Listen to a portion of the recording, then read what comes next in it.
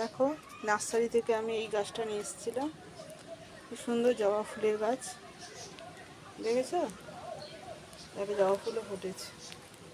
Nursery থেকে এই গাছটা এনেছিলাম, এই জবা ফুলের গাছটা আর এই ফুলের গাছটা।